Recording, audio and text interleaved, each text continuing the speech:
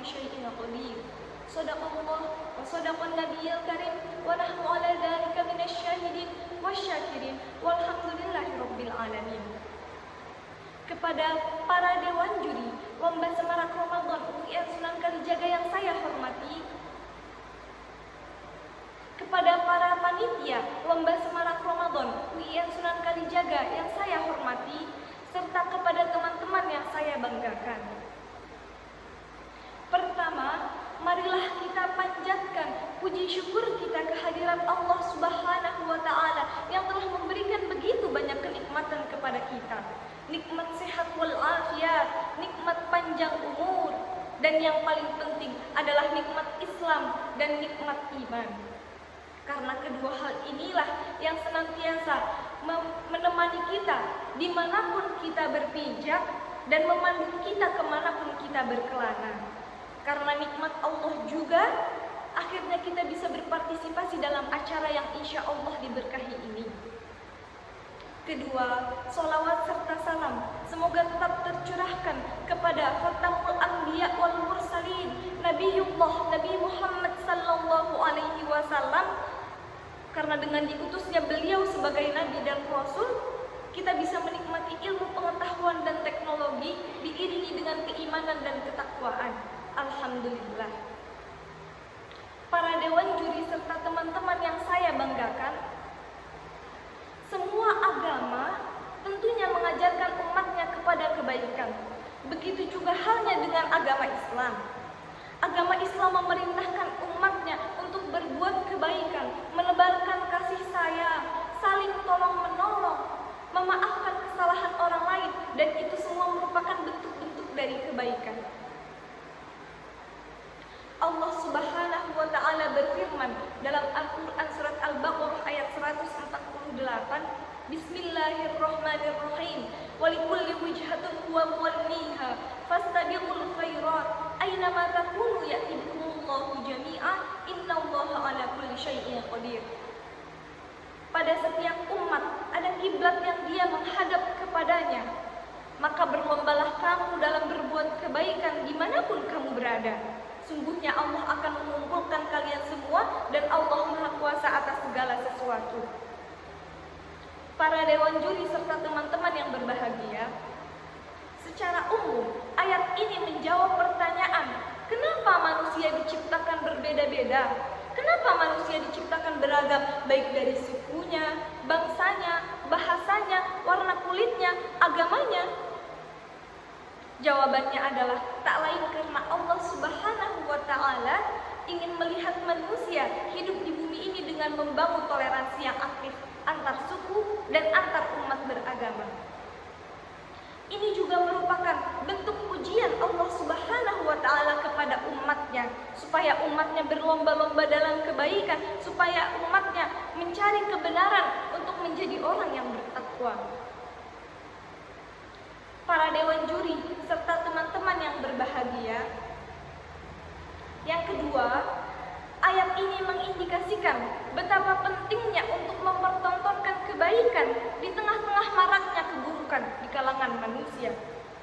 Berapa banyak orang-orang menebarkan kebencian, saling caci maki, membicarakan keburukan orang lain, dan ini pun sifatnya belum tentu benar. Lalu di manakah adanya kebaikan? Di manakah adanya kebenaran? Padahal sudah begitu banyak ayat-ayat di dalam Al-Quran yang memerintahkan kita untuk berbuat kebaikan dan meninggalkan untuk berbuat keburukan. Al-Quran surat Al-A'raf ayat 56, Bismillahirrahmanirrahim. وَلَا تُفْسِدُوا فِي الْأَرْضِ بَعْدَ إِصْلَاحِهَا وَادْعُوهُ خَوْفًا وَطَمَعًا إِنَّ رَحْمَتَ اللَّهِ قَرِيبٌ مِنَ الْمُحْسِنِينَ.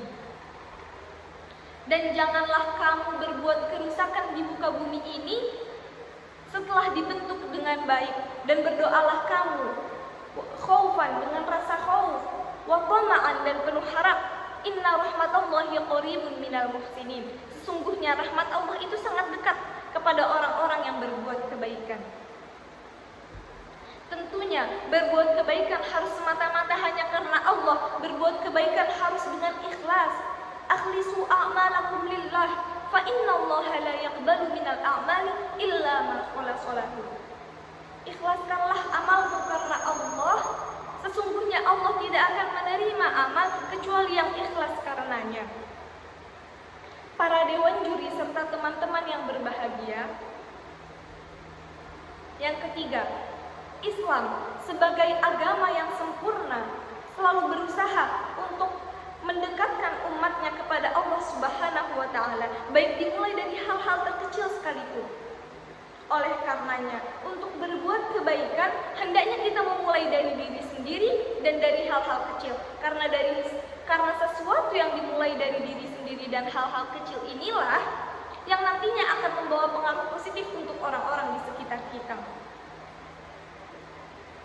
Para dewan juri serta teman-teman yang berbahagia, maka wasiat yang selalu dititipkan Allah kepada pendahulu dan umat-umat yang sekarang ini adalah untuk berbuat takwa, untuk selalu dekat dengan Allah Subhanahu wa Ta'ala.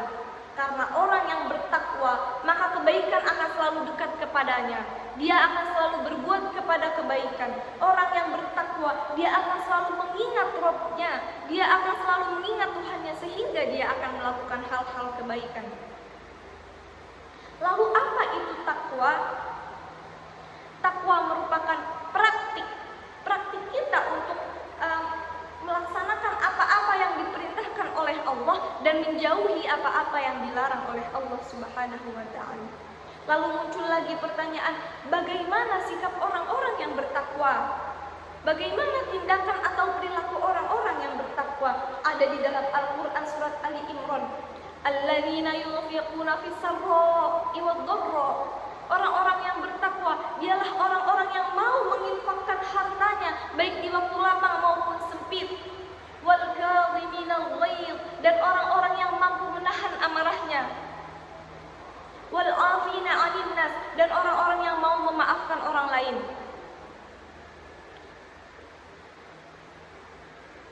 Para dewan juri serta teman-teman yang berbahagia, maka Islam sebagai agama yang fokus terhadap kebaikan, kedamaian, hendaklah kita memulai kebaikan dari diri kita sendiri. Hendaklah kita memulai kebaikan dari hal-hal kecil sekalipun. Karena supaya dengan kebaikan inilah nantinya akan membawa kita semakin dekat kepada Allah Subhanahu wa Ta'ala dan berusaha untuk menjadi orang yang bertakwa. Para dewan juri serta teman-teman yang berbahagia, kiranya cukup sekian yang dapat saya sampaikan. Kurang lebihnya saya mohon maaf. Wallahul muwaffiq ila aqwamit thoriq. Wassalamualaikum warahmatullahi wabarakatuh.